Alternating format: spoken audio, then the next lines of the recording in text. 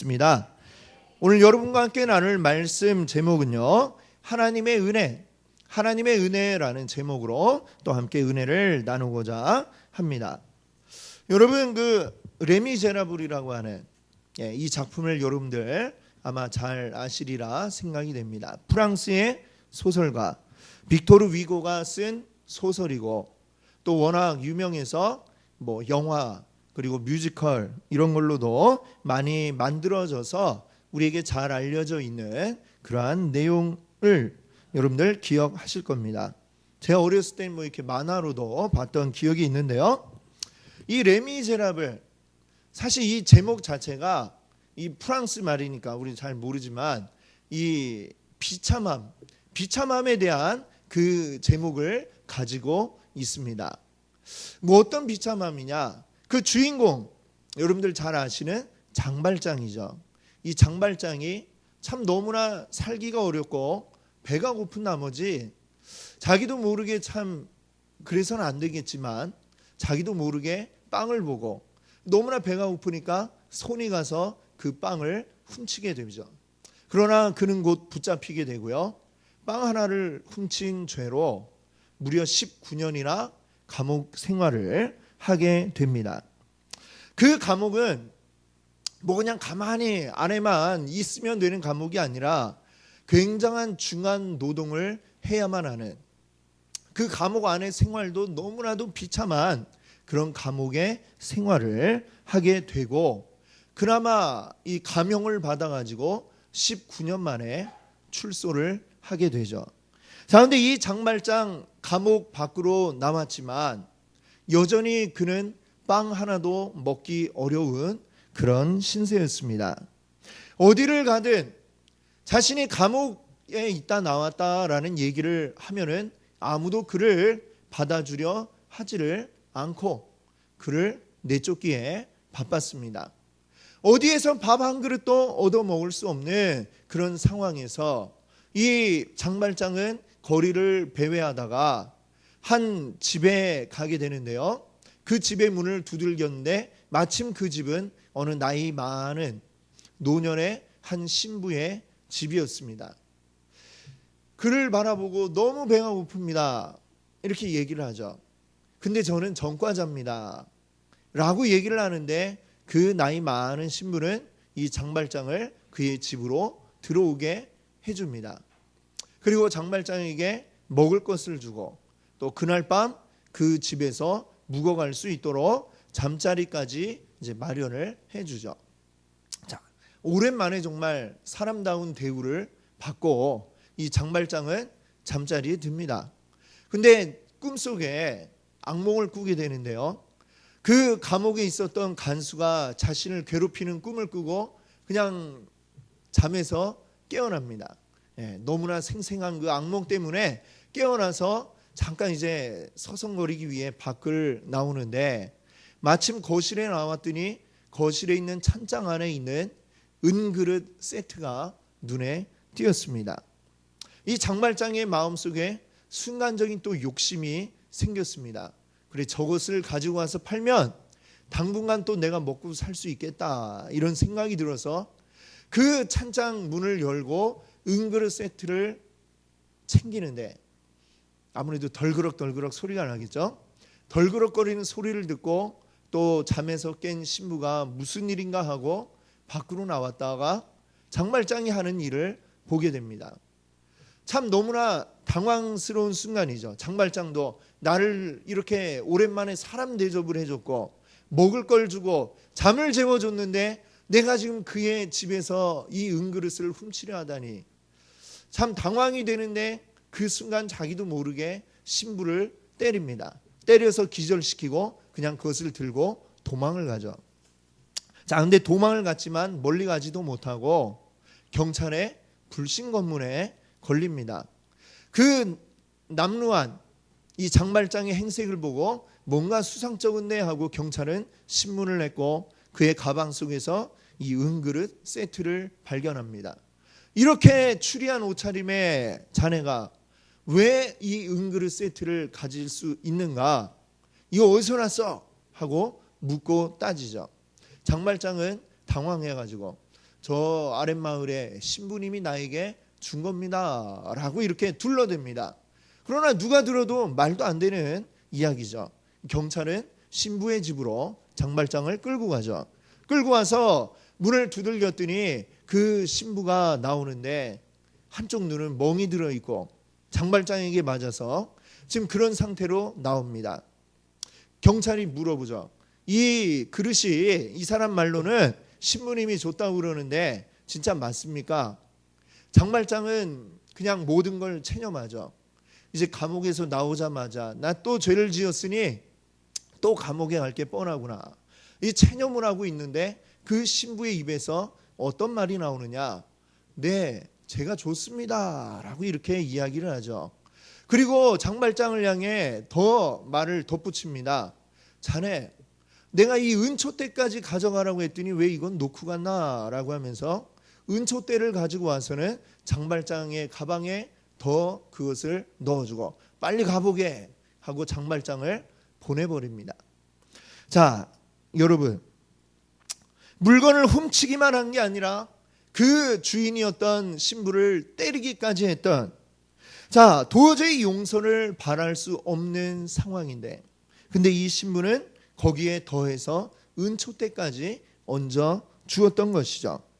도저히 용서를 바랄 수 없는 상황에서 용서를 받고 거기에 선물까지 더 받는 것, 이것을 우리는 은혜라고 이렇게 이야기를 합니다. 은혜. 오늘 우리가 이야기하고자 하는 게 바로 이것입니다. 지난주에 우리는 에베소서 2장 1절부터 3절까지 말씀을 함께 봤습니다. 거기에서 여러분께 말씀드린 게 무엇이냐?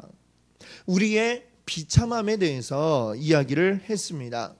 우리가 왜 비참한가? 우리의 정서적으로, 우리의 신체적으로, 그리고 우리의 이성적으로 모든 우리의 전인적인 모든 부분이 다 타락하고 죄를 지은 상태.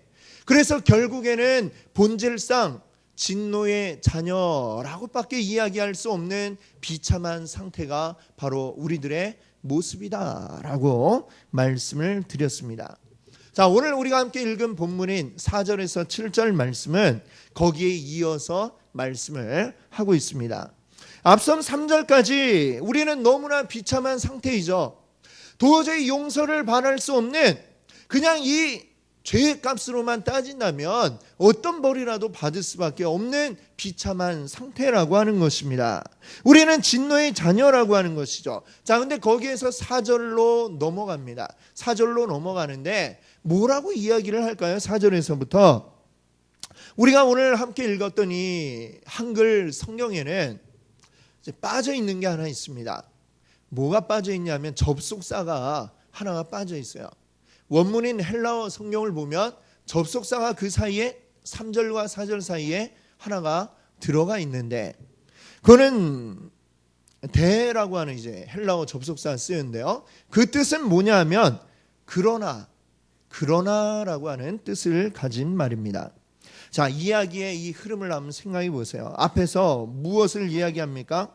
우리의 비참한 상태, 마치 장발장처럼 너무 배가 고파갖고 빵을 훔쳤는데 그 죄로 19년이나 비참한 감옥 생활을 하고 고생 끝에 마침내 출소를 했지만 전혀 어디에 가서도 인간다운 대접을 받지 못하고 멸시와 천대 가운데 있는 이 장발장만큼이나 충분히 비참하고 소망이 없는 그러한 신세가 우리의 신세다라고 이렇게 앞에서 이야기를 했습니다. 그리고 4절에서 뭐라고 이야기합니까? 그러나라고 말을 이어가고 있습니다. 그러나라는 말은 우리가 어떨 때 사용을 합니까?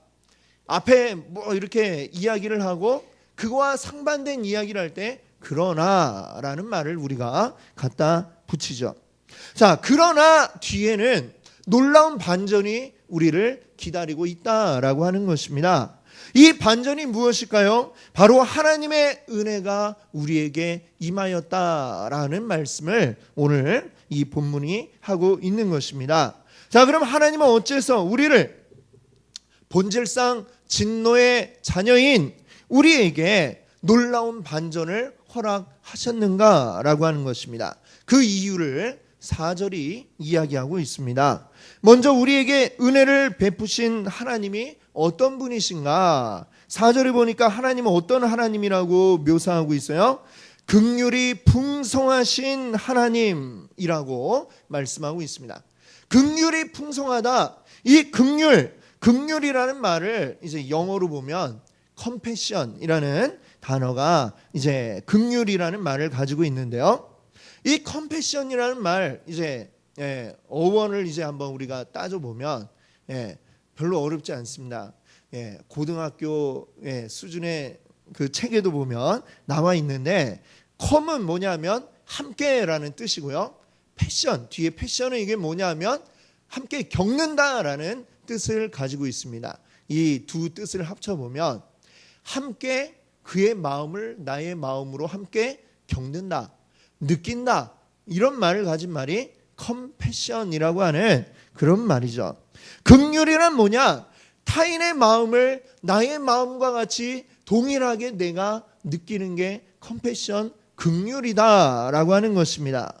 하나님께서 우리의 마음, 너무나도 비참함에 빠져있는 우리의 마음을 그대로 가져와서 함께 느끼신다라고 하는 게 오늘 이 말씀이 이야기하는 것이죠. 본질상 진노의 자녀가 되어서 너무나 비참한 상태에 있는 우리의 마음을 그대로 우리 하나님이 느끼시고 그것을 공감하신다라고 하는 것이죠. 그리고 이 마음을 느낀 결과가 무엇이냐? 하나님의 사랑으로 우리에게 나타나는 것입니다. 긍휼이 풍성하신 하나님이 우리를 사랑하신 그 큰 사랑을 인하여. 좀 더 쉽게 우리가 말을 바꿔보면 무슨 내용이 되겠습니까? 긍휼의 하나님이 우리를 너무나도 크게 사랑하시기 때문에, 그렇기 때문에 그 뒤에 놀라운 반전을 준비하셨다라고 우리에게 말씀하고 있는 것이죠. 그러면 하나님이 우리에게 준비하신 이 놀라운 반전, 우린 너무나도 비참한데 그러나 어떤 반전을 우리에게 준비하신 것일까요? 자, 5절에 보면 가장 중요한 단어는 뭐냐면 우리를 살리셨다라고 하는 것이고요. 이게 첫 번째 반전이고, 두 번째 반전은 6절에 나타나는데요. 우리를 앉히셨다라고 하는 것입니다. 자, 이것들이 각각 어떤 반전인지 우리가 한번 보겠습니다. 자, 5절에 이야기하는 우리를 살리셨다라고 하는 건데, 우리를 살리려면 그 전에 우리는 어떤 상태라야 우리를 살릴 수가 있습니까? 죽어야 되는 거죠. 죽어야 다시 살리죠. 그렇죠? 자, 이미 2장 1절에 이야기하고 있는 것처럼 1절에 보면 뭐라고 말씀하고 있냐면요. 그는 허물과 죄로 죽었던 너희를 살리셨도다. 허물과 죄로 인해서 우리가 이미 죽어 있는 상태다라고 말씀하고 있습니다. 우리가 몸이 살아있다고 해서 살아있는 게 아니라고 하는 것이죠. 몸이 살아있으나 이미 영은 죽어버린 상태. 자, 성경은 이미 그렇기 때문에 너희는 살아있으나 죽은 자다라고 이야기하고 있습니다. 그런데 에베소서 1장 20절을 보면요, 앞으로 조금 더 가보시면 1장 20절이 나오는데요, 뭐라고 말씀하냐면 그의 능력이 그리스도 안에서 역사하사 죽은 자들 가운데서 다시 살리시고. 여기서 그의 능력은 하나님의 능력을 이야기합니다. 하나님의 능력이 그리스도 예수 안에서 역사해서 죽은 자들 가운데서 다시 살리셨다, 부활하게 하셨다라고 1장 20절이 이야기하고 있죠. 이미 하나님의 능력이 예수 그리스도에게 임해서 죽었던 예수 그리스도를 살리셨다라는 것인데, 그 하나님의 능력이 이제 어떻게 되는 거예요?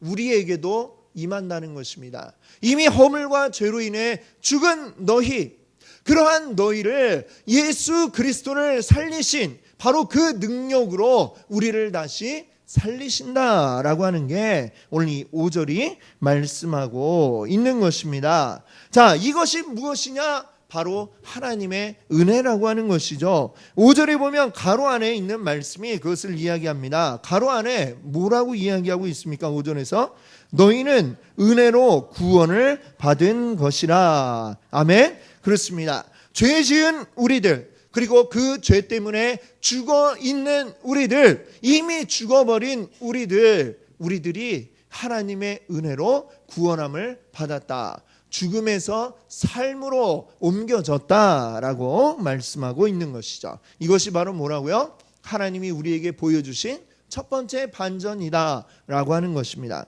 자, 두 번째 반전은 뭐냐? 6절이 우리에게 말씀하고 있습니다. 6절을 한번 같이 읽어볼까요? 또 함께 일으키사 그리스도 예수 안에서 하늘에 앉히시니. 자, 여기서 보니까 우리를 앉혔다고 그래요. 어디다 우리를 앉혔느냐? 하늘에 앉혔다.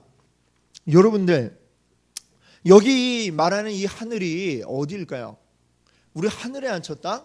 예, 하늘에 어디에 앉힐까요? 저 솜사탕 같은 구름 위에다가 우리를 폭신한 그곳에 탁 앉혀가지고 우리 하늘 위에 둥둥 떠있게 만드셨다는 이야기일까요? 예, 물론 그 이야기는 아닐 겁니다. 자, 우리가 여기서 얘기하는 하늘이 뭐냐? 제가 지금 이제 말씀드리는 이 단어들이 다 같은 뜻을 가지고 있어요. 천국, 하늘나라, 하나님 나라. 다 다르게 지금 부르고 있지만 천국이나 하늘나라나 하나님 나라나 다 같은 뜻을 가진 말들이죠. 우리 하나님이 통치하시는 곳, 바로 그곳을 우리는 하나님 나라 또는 하늘나라 또는 천국이라는 말로 우리가 사용을 하고 있습니다. 중요한 것은 여기가 어디냐? 어떤 곳을 우리가 하나님 나라 천국이라고 하느냐? 하나님이 다스리시는 곳, 하나님이 통치하시는 곳, 그런 곳이 바로 하나님의 나라이고, 하나님의 나라를 또 다른 게 뭐라고 한다고요? 하늘나라. 하늘나라를 줄여서 여기서는 하늘이라는 말로 사용하고 있는 것입니다. 자, 그러니까 하나님께서 우리를 하늘에 앉히셨다라고 하는 말은 우리를 하나님 나라에 들어오게 하셨다. 하나님 나라의 백성이 되게 하셨다라는 그러한 의미로 우리가 볼 수가 있겠습니다. 이것도 역시 5절에 그 가로 안에 있는 것처럼 무엇으로 된 것이에요? 하나님의 은혜로 된 것인 줄 믿습니다. 아멘. 이 두 가지 반전을 한번 생각해 보세요. 얼마나 놀라운 일인지. 우리의 허물과 죄 때문에 그래서 진노의 자녀가 되어서 심판받고 너무나도 비참한 이러한 상태에 있던 우리들. 근데 우리들이 그 비참함의 상태에서 전혀 다른 영광의 자리에 가게 되었다라고 하는 것입니다. 하나님 나라에 가게 되었다라고 하는 것이죠. 하나님 나라의 손님이 아니라 우리는 그 나라의 백성으로 가게 되었음을 말씀하고 있습니다. 그 이유를 4절이 이야기하고 있죠. 4절이 뭐라고 했어요? 바로 우리를 사랑하신 그 큰 사랑 때문에, 하나님이 우리를 너무나 사랑하시기 때문에 우리에게 이러한 큰 은혜를 베풀어 주셨다라고 말씀하고 있습니다. 자, 이것을 7절 말씀이 다시 한번 이제 풀어서 우리에게 이야기하고 있는데요. 7절도 우리 한번 같이 읽어볼까요? 이는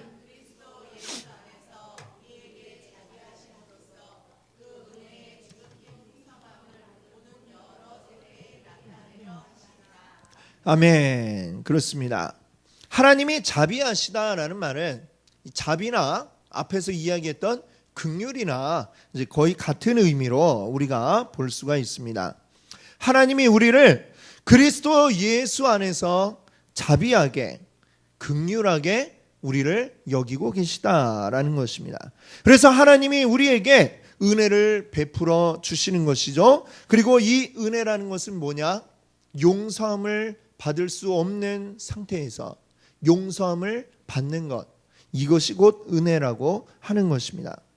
하나님의 은혜라고 이야기하는 것은 우리는 용서받을 자격을 전혀 가지지 못했다라고 하는 것입니다. 우리의 상태는 감히 날 용서해 주세요라는 말조차 꺼내기 어려운 그러한 상태에 우리가 놓여져 있었다는 것이죠.